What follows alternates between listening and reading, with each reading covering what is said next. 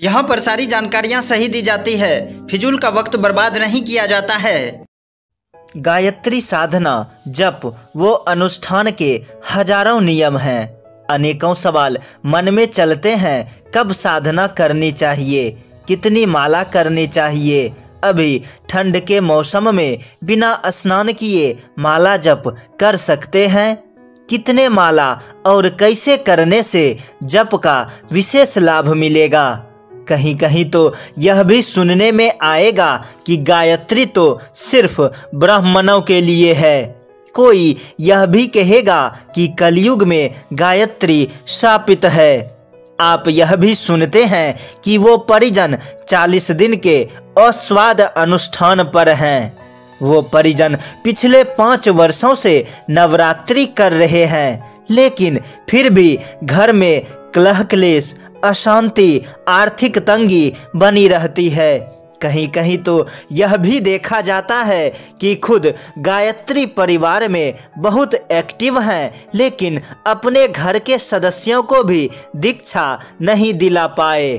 खैर, ये सब बातें अपनी जगह है। चलिए आज जानते हैं कि गायत्री साधना के कौन कौन से नियम हैं, किस नियम का कैसे पालन करें ताकि विशेष लाभ की प्राप्ति हो। मेरी पूर्ण गारंटी है इस वीडियो के बाद आपके मन के सारे सवालों का जवाब मिल जाएगा, इसलिए वीडियो को अंत तक जरूर देखिएगा। सामने दिख रहे लाल बटन को दबाकर चैनल को सब्सक्राइब करके बेल आइकन जरूर दबाएं।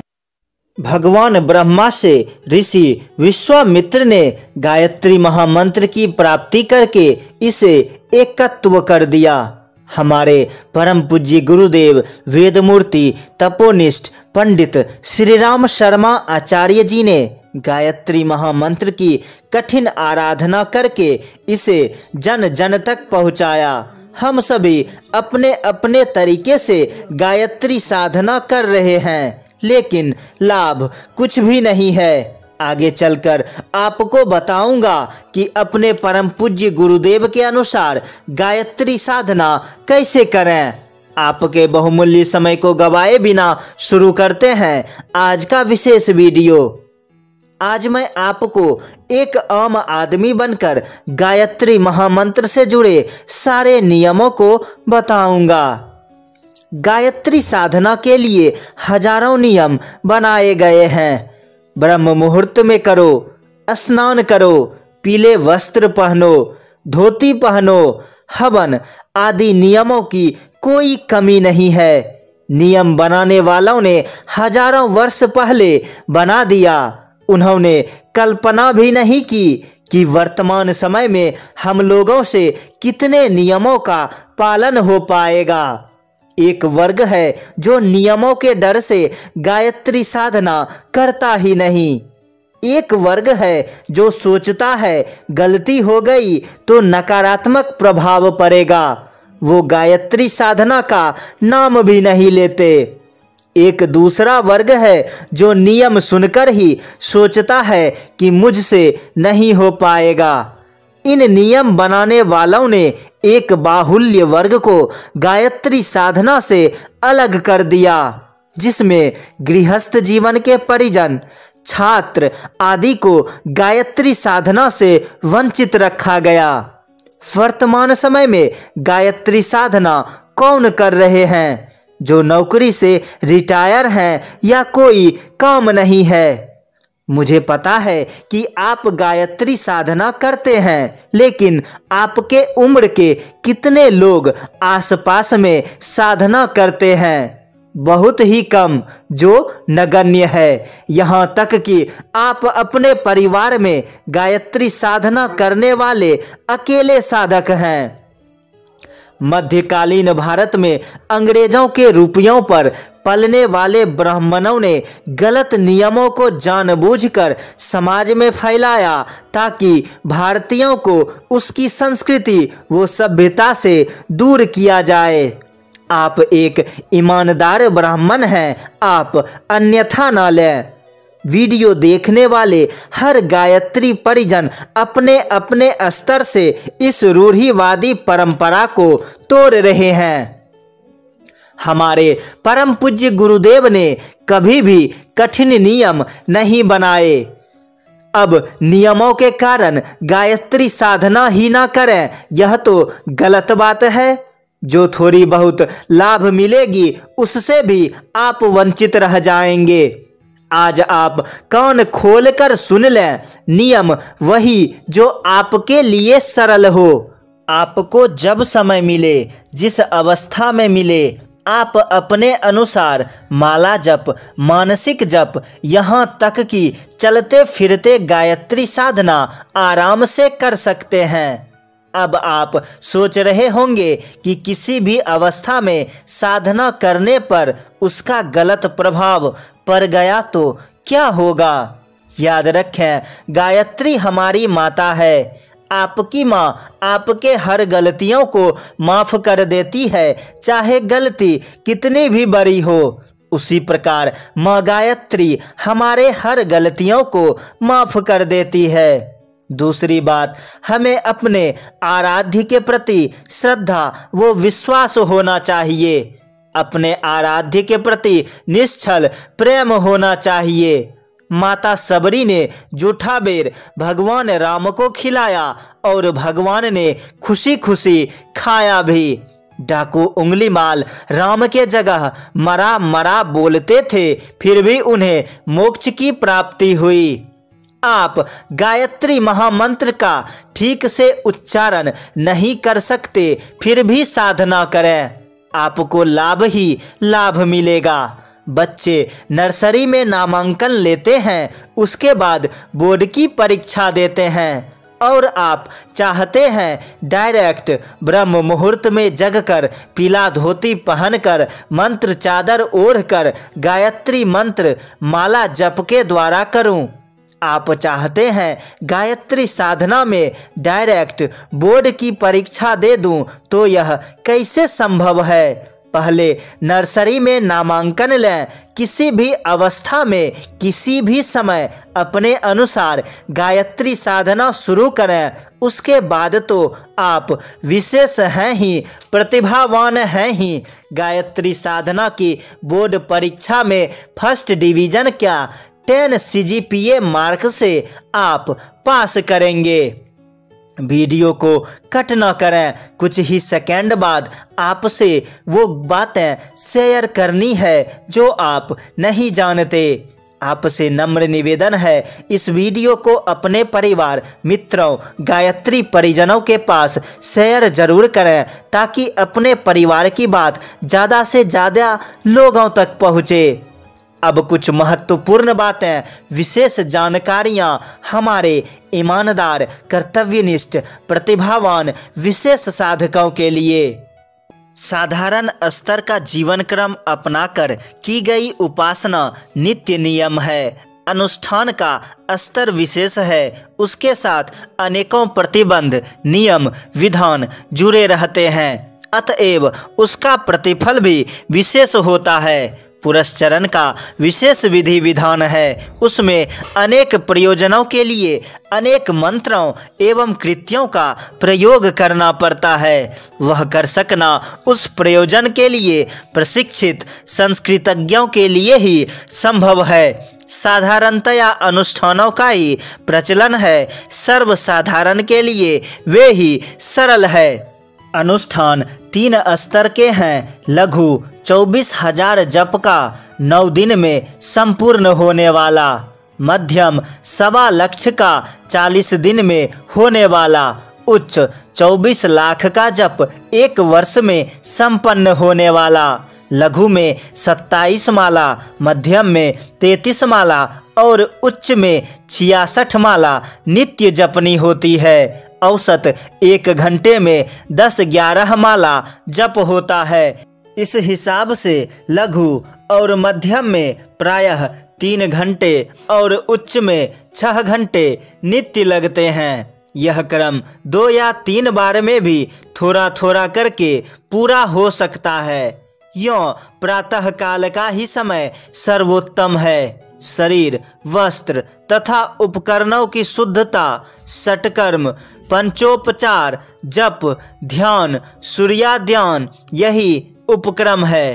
पूजा वेदी पर छोटा जल कलश और अगरबत्ती रखकर चित्र प्रतिमा का पूजन जल, अक्षत, चंदन, पुष्प नैवेद्य से किया जाता है।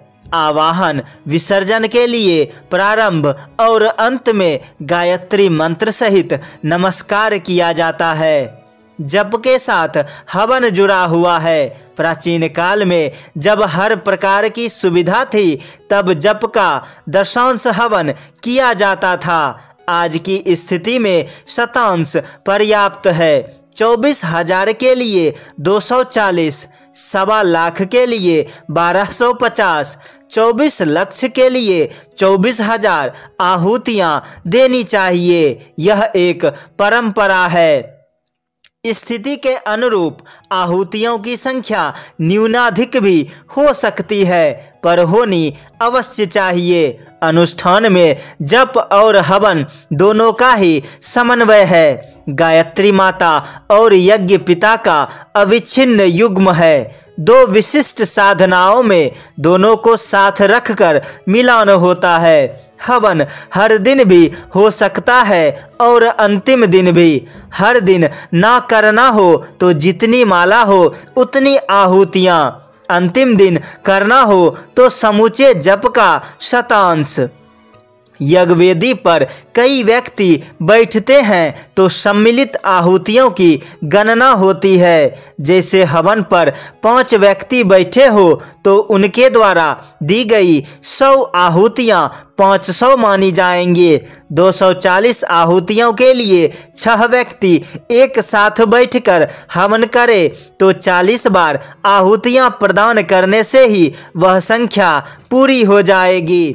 पुरस्चरणों में तर्पण, मार्जन, न्यास, कवच, कीलक, अर्गल आदि के कितने ही विशिष्ट विधान हैं। अनुष्ठानों में इनमें से किसी भी की आवश्यकता नहीं है। जप हवन के उपरांत ब्रह्म भोज ही पूर्णाहुति का अंतिम चरण पूरा करने के लिए आवश्यक होता है।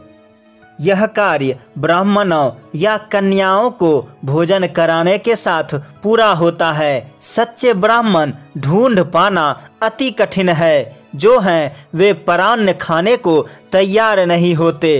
कन्याओं को मातृशक्ति का प्रतीक मानकर भाव पवित्रता का संवर्धन करने के लिए भोजन कराया जा सकता है, पर उसमें भी यही व्यवधान आता है कि स्वाभिमानी अभिभावक इसके लिए भी तैयार नहीं होते।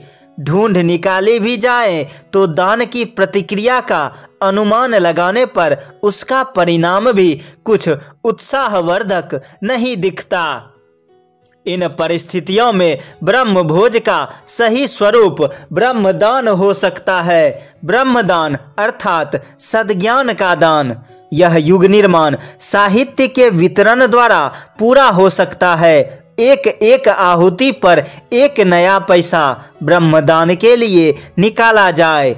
240 आहुतियाँ 24,000 के अनुष्ठान के लिए देनी है तो 240 पैसे का प्रसाद साहित्य भी सत्पात्रों को वितरण करना चाहिए। इससे सद्ज्ञान का बीजारोपण अनेक अंतःकरणों में होता है और उसका सत्परिणाम पढ़ने और पढ़ाने वाले दोनों को ही समान रूप से मिलता है।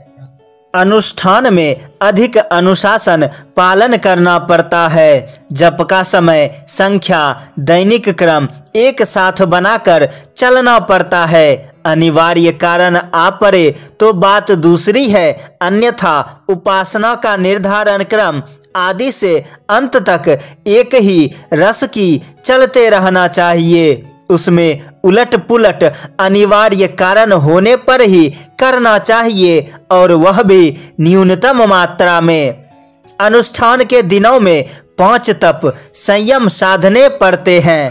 पहला उपवास, दूसरा ब्रह्मचर्य, तीसरा अपनी सेवा अपने हाथ से, चौथा भूमि शयन, पांचवा कपड़े का प्रयोग त्याग। अनुष्ठान के दिनों में चमड़े के जूते आदि का प्रयोग ना किया जाए। प्लास्टिक, रबर, कपड़ा आदि की बनी हुई वस्तुएं आजकल चमड़े के स्थान पर हर जगह प्रयुक्त होती है। वही किया जाए। भूमि शयन सर्वोत्तम है। सीलन, कीड़े आदि का भय हो तो तख्त पर सोया जा सकता है। हजामत, कपड़े धोना जैसी दैनिक जीवन की शारीरिक आवश्यकताएं नौकरों से न कराएं, स्वयं करें। भोजन अपने हाथ से बना सकना संभव न हो तो स्त्री, माता, बहन आदि उन्हीं अति निकटवर्ती स्वजनों के हाथ का बनाया स्वीकार करें, जिनके साथ आत्मीयता का आदान प्रदान चलता है। बाजार से पका हुआ हो तो नहीं खरीदें। ब्रह्मचर्य अनुष्ठान के दिनों में अति आवश्यक है। शारीरिक ही नहीं मानसिक भी पाला जाना चाहिए। कामुक कुदृष्टि पर नियंत्रण रखा जाए। संपर्क में आने वाली नारियों को माता, बहन या पुत्रीवत पवित्र भाव से देखा जाए। यही बात पुरुषों के संबंध में नारियों पर लागू होती है। 5वां तपश्चर्या भोजन की है। यह उपवास काल है। उपवास कई स्तर के होते हैं। पहला, छाछ, दूध आदि पेय पदार्थों पर रहना। दूसरा, शाक फल के सहारे काम चलाना। तीसरा, नमक शक्कर का त्याग अर्थात अस्वाद। चौथा, एक समय आहार। 5वां, 2 खाद्य पदार्थों पर अनुष्ठान की अवधि काटना। अनुष्ठान के यही मोटे नियम हैं। इसके अतिरिक्त जो तरह तरह की बातें कही जाती है और परस्पर विरोधी नियम बताए जाते हैं उन पर ध्यान न दिया जाए। अनुष्ठान में कोई भूल हो जाने पर, त्रुटि रहने पर भी किसी अनिष्ट की आशंका न करनी चाहिए। फिर भी उन दिनों कोई विघ्न उत्पन्न न होने पाए, इसके लिए संरक्षण और ज्ञात में रही हुई त्रुटियों का परिमार्जन करने के लिए अनुष्ठान साधना के लिए कोई समर्थ संरक्षक नियुक्त कर लेना चाहिए। यह सेवा शांति कुंज हरिद्वार से भी ली जा सकती है। अनुष्ठान करने वाले व्यक्ति का परिचय तथा समय लिख भेजने से संरक्षण परिमार्जन सर्वथा निस्वार्थ भाव से होता रहता है। यह व्यवस्था करने पर साधना की सफलता और भी अधिक सुनिश्चित हो जाती है। मुझे पता है वीडियो काफ़ी लंबा हो चुका है। 1-2 विशेष परिजन ही यहाँ तक वीडियो देखते हुए पहुँचे हैं, तो कुछ विशेष बातें सिर्फ आपके लिए। हमारे लाखों परिजन वर्षों से गायत्री साधना कर रहे हैं। हमारी बहनों को जब मन हुआ साधना शुरू कर दिए। किसी दिन 2 बजे, किसी दिन 3 बजे, किसी दिन 4 बजे, जब भी स्नान किए, पूजा किए और उसके बाद ही गायत्री साधना किए। कोई 3, 11 या 21 माला तक का जप करते हैं और मन में सोचते हैं कि इतनी साधना के बाद मुझे लाभ क्यों नहीं मिल रहा। आप गुरुदेव के अनुसार गायत्री साधना करते ही नहीं हैं तो लाभ कैसे मिलेगा? क्या आप जानना चाहते हैं कि परम पूज्य गुरुदेव के अनुसार गायत्री साधना कैसे करें? क्या आप जानते हैं हमारे पूज्य गुरुदेव किस प्रकार की गायत्री साधना हम गायत्री परिजनों से चाहते हैं? तो अभी हमारे आई बटन में जाएं, वहाँ एक वीडियो है गुरुदेव के अनुसार गायत्री साधना। वीडियो देखें और आज से अपने परम पूज्य गुरुदेव के अनुसार गायत्री साधना शुरू कर दें। हमारे जीवन में बहुत सारी समस्याएं हैं। हर समस्या का हल है। अगर आपके जीवन से जुड़ी कोई भी प्रश्न है तो अभी कमेंट बॉक्स में जाकर पूछें। पूज्य गुरुदेव के सूक्ष्म उपस्थिति में आपके सारे सवालों का जवाब दिया जाएगा। अपना सलाह व मार्गदर्शन अपने युवा परिवार को जरूर दें। आपका युवा परिवार आपके हर सलाह का स्वागत करती है। वीडियो में कहीं भी त्रुटि है तो अभी कमेंट करके बताएं। उन त्रुटियों को अविलंब दूर किया जाएगा। वीडियो को कम से कम 5 गायत्री परिजनों को शेयर जरूर करें। जो भी बातें अच्छी लगी परम पूज्य गुरुदेव और जो बातें बुरी लगी हमारी अपना छोटा भाई समझकर क्षमा कर दें। वीडियो देखने वाले हर भाइयों बहनों वो गायत्री परिजनों के चरणों में सादर प्रणाम। मिलते हैं बहुत ही जल्द अगले वीडियो में। तब तक के लिए जय माँ गायत्री, जय गुरुदेव। बड़े चैनलों को सब सपोर्ट करते हैं, क्या आप अपने इस छोटे से युवा परिवार को सपोर्ट नहीं करोगे? सामने दिख रहे लाल बटन को दबाकर चैनल को सब्सक्राइब करके बेल आइकन जरूर दबाएं और स्क्रीन पर दिख रहे नेक्स्ट वीडियो को जरूर देखें।